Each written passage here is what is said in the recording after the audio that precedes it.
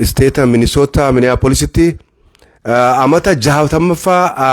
afranqalloo kabajuudhaaf guyyaa July 20 fi takka akkuma waliin quba qabdan miidiyaan garagaraa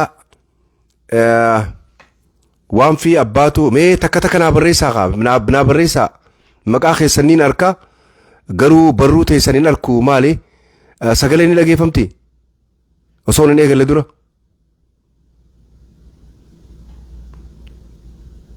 yaa kabajamtoota daawwattoota kiyya sagaleen ni dhageeffamti yaa mee maayikiin irraa fuudha yoo maayikiin irraa fuudha yoo dhageeffamu baate maayikiin irraa fuudha nama invite na godhe juufaa jira so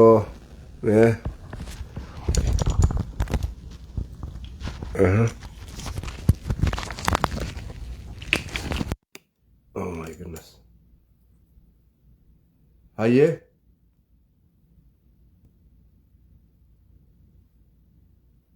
tole mee sagalee yoo dhageeffamte takka naa barreessaa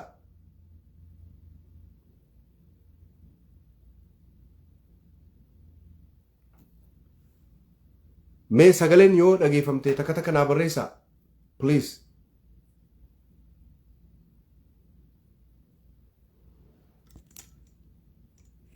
mee namni telefoona kiyya qabdan bilbila asirratti bilbila namni telefoona kiyya qabdan bilbila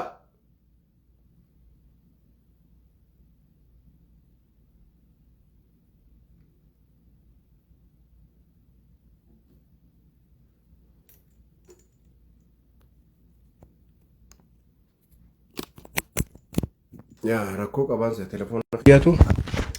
yaa sistema kiyyaatu badeensiyaa so hin arku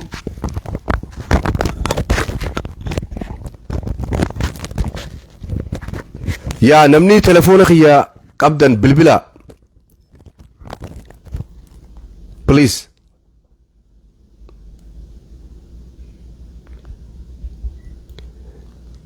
yoo sagaleen hin dhageeffamne namni telefoona kiyya qabdan bilbila yoo sagaleen hin dhageeffamne please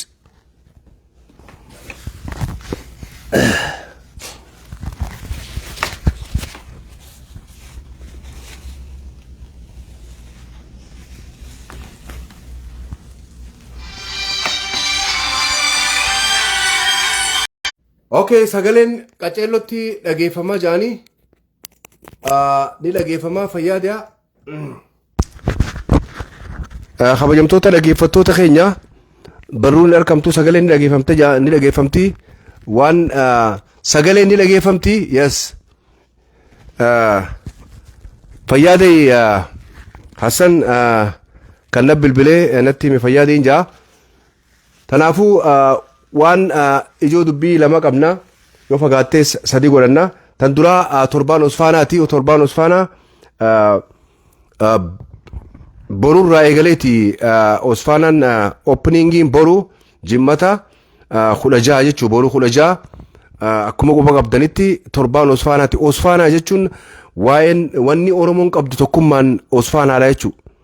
wanni oromoon yeroo ammaatiif qabdu tokkummaan osfaanaadha jechuu gu osfaanaa jennu warra osfaanaa kana gadhaabe yaadachuun barbaachisaadha jenna asirratti warreen osfaanaa gadhaabe yookaan osfaanaa kana jaaree dura akka abbaatti nu gadhaabe yaadachuun barbaachisaa kabajamtoota keenya kabajamtoota dhageeffattoota keenya osfaanaa week akkasumatti osfaanaa week kana keessatti afranqalloo amata 60ffaa kabajuudhaaf July 20 fi takka akkuma miidiyaa adda addaa irraa deemaa jiru quba qabdanii July 20 fi takka afranqalloo amata 60ffaa kabajii jechuu tanaafuu kabajamtoota dhageeffattoota keenya wanni kun waa'ee qabsoon dubbattu warri jettan dhugaadha tunis qabsoo irraa takka alagaan waan nuti goonu kan hunda godhaa jirti osfaanaa jechuun qabsoo irraa takka oromummaa waan oromoo waliif fidu irraa tokko hin gowwoomin bikka tanatti itti aansi afranqalloo wanni irraa dubbannuuf afranqalloo amata 60ffaa wanni irraa dubbannuuf afranqalloon gosaa miti akka gosaati miti gosa bikka feete yaammachuu dandeessa afran qalloo isaan ilmaan qalloo afran sanii miti ilmaan qalloo afran oborraa daga baabbilee ala kanaa mi dubbin afran qalloo waa'ee oromummaa irra dhumaa turte seenaadha seenaa jirtu yoo ati hin dubbanne yoo an gabbahee hin dubbanne yoo abbaan if hin dubbanne firri diinnis hin dubbatu afran qalloo sanyii miti gosaa miti oromummaa abaaboon teenya wanni nuu dhaamte wanni nuu goote tanaa jechuu tanaafuu afran qalloo oguu jennu maqaadha afran qalloo tanaafuu afran qalloo akka gosaattiis afran qallooti dhugaa akka immoo qabsoo oromootiif angafa waa hunda keessatti akka seenaa daleede seenaa afran qalloo daleede san dubbachuudha akka hacaaluun jee seenaa rirmi hin nyaatu tanaafuu waa'ee afran qalloo tarraayis waa xiqqoo ni dubbannaa jechuu ammoo ka'i lafa oromoo keessaafuu oromoo ati giseen siinjuu siif galti ka'i dammaqi waa'ee osfaanaa oguu dubbannu hoggantoota keenya kan osfaanaa kanneen nu biraa akhiraman yookaan du'an nu biraa deeman yaadachuunis barbaachisaa lachuu waa'ee osfaanaa yaadannu waa'ee osfaanaa oguu jennu yaadachuun barbaachisaa osfaanaa oguu jennus nama osfaanaa amma pirezidantii ta'ee harkaa qabu addee Makfiraa Haaji Ahmad Nuuree pirezidantii osfaanaa addee Makfiraa Haaji Ahmad Nuuree atis akka nama tokkotti galatoomis hin jennaa jechuu wanni ati gootu wanni ati godhaa turte wanni ati godhaa jirtu waan taphaati miti waan laayyoo miti akka seenaa qabsoo oromoo keessattis bikka guddaa qabda akka qabsoo oromoo daasporaa keessattis bikka guddaa qabda akka hawaasa birattis bikka guddaa qabda san bira dabree akka pirezidantii osfaanaa kan ammaatii fi kan bara dabree kan dhufuu taa'uufis bikka guddaa qabda bikka oromoof dhaabbattutti bikka oromoof godhaa jirtutti oromoon sibira jirti si cinaa jirraa jabaadhu waan oromoo godhaa jirtu waan bareedduudha akka nama tokkotti osfaanaadhaaf shamarran osfaanaaf pirezidantii ta'e keessaa aadde Makfiraa Haaji Ahmad Nuuree tan duraati jechuu shamarran keessaa pirezidantii osfaanaa tan taate aadde Makfiraan Haaji Ahmad Nuuree tan duraati galatoomii waan gootutti fufi jabaadhu si cinaa jirraa oromoon hawaasni keessa cinaa jirraa jenna jechuu kanarratti aansee waa'ee osfaanaa warra gadhaab irraa hin dubbadhaa achi booda waa'ee afran qallootiin irraa dubbadhaa jechuu osfaanaan waa'ee osfaanaa gisee yaadannu warra dhume yaadachuu qabna Muudee Ahmad Muudee Saalaa Galmoo akkasumatti Hamzaa Baashaa yaadachuun barbaachisaa warra osfaanaa kana gadhaab irraa isaan tokko jechuu garuu warra lubbuun jirus warra osfaanaa gadhaabe dubbachuun barbaachisaa warra gadhaabe osoo bichaa osoo hin ta'in warra dura walitti hasaase dhageeffadhaa warra dura gurratti nutis akka namaatti qabaachuu qabna jee walitti hasaase kan akka Iliyaas Ibsaa nama taphaati miti Iliyaas Ibsaa he is one of the founder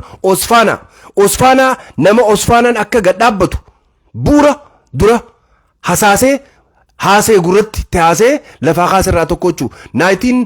osfaanaan 1996 bara 1996 osfaanaan marraa duraatiif toornaamentii gaggeeffate garuu warri osfaanaa gadhaabe osfaanaa bara 1995 walitti hasaasanii jechuu warri hasaase kan akka Haashuqoo pirezidantii osfaanaa kan dura the first osfaanaa president Abdii Shariif yookaan Haashuqoo kuni warreen as keessaa waa babarreessitan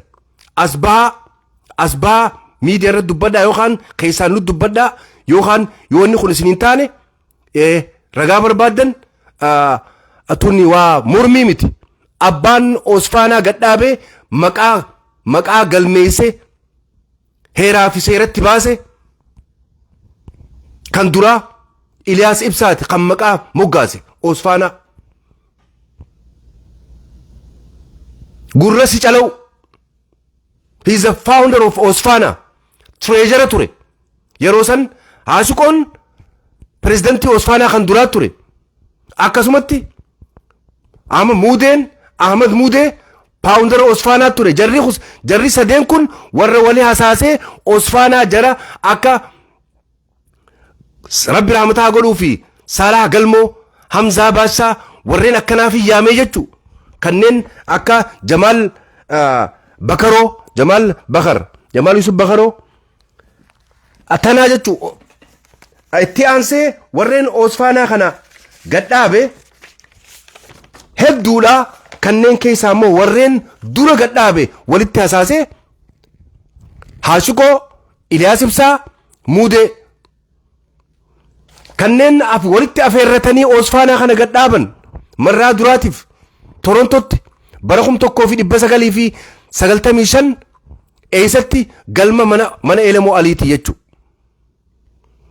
Yeroo kana namoota 5 filatan, namni 5 isaan filatan Haashiqoo,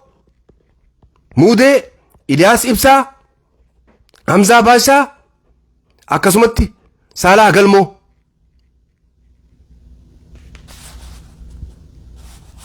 Dara geessanii miti? Yes, akkana jechu. Tanaafuu warri founder jaamu kun warra Osfana gadhaabe marraa duraatiif bikkitti haasawan galmi isaan keessatti haasawan namoota hedduudha. Yeroo sanii eenyu mana Elemoo Alii Torontoodha ture jechu. 1995 bara 1995 haasawaa turan jechu. Hasaasanii bara 1996 Osfanaan marraa duraatiif gadhaabbattee toornaamentiin gaggeeffame jechu. Baran ammoo Osfanaan amata 25ffaa kabaja. Ammaan tana Osfanaa prezidentiin Osfanaa Aadde Makfiraa Haji Ahmad Nuuree amata 25ffaa kabajji. Akka Osfanaan kabachiifte jechu. Osfanaadhaaf maaliif amata 26ffaa isaati amata tokkoffaa kan bara dabree waani COVID yookaan immoo bara badaa amata badaa gartee COVID biyya laaqe saniif jecha jaampu godhan irra utaalanii soosaniifuu obboleeyyan kiyya baranas 2020 Osfanaan amata 25ffaa kabaja waa hedduudha keessatti jira. Akka dhuftanii qoodarraa fudhattan kanneen bikka biraa jirtanis warri Minisootaa jirtan tun laazima warri bikka biraa jirtan akka irra hirmaattan barana waan addaati. Hoggantoonni keenyaas kanneen biyya jiran dhufanii jiran as jiran kanneen akka Baqqala Garbaa akkasumatti Johar Mohammad